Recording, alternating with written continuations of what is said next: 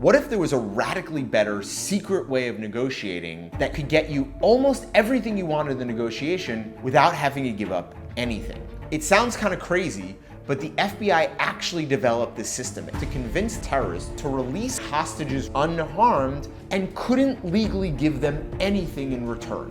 Every single day we have to deal with tenants, boards, sellers, buyers, brokers, and it's a constant negotiation.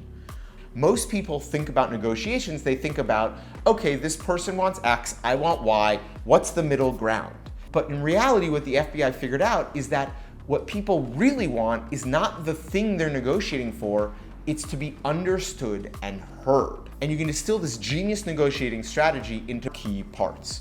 The first is simply asking really good questions and actually listening to the responses. Next, you're making them feel heard by restating back to them what they're thinking, but you actually want to use their words. It's called mirroring. Some tenant calls you, they're irate, screaming at you, saying their hot water was out, I couldn't take a shower, I couldn't fall asleep, I was exhausted the next day, it ruined my entire day. The hot water was out last night, literally disrupted your entire sleep, and then you woke up, you were exhausted, and couldn't get any of your work done the next day.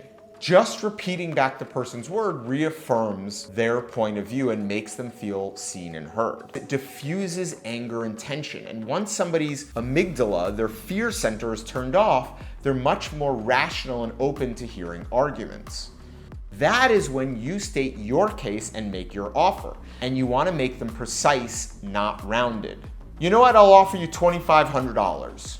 That has a different feeling than when you say, well, the best I really can do is $2,511.35, which is really the amount that it would cost us to fix the leak.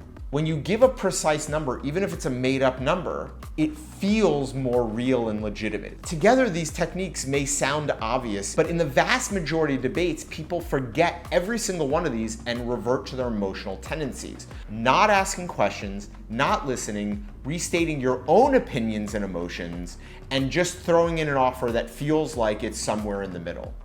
If you can avoid these tendencies and really make the other person feel understood and heard, you're almost certain to end up in a vastly better position in the end.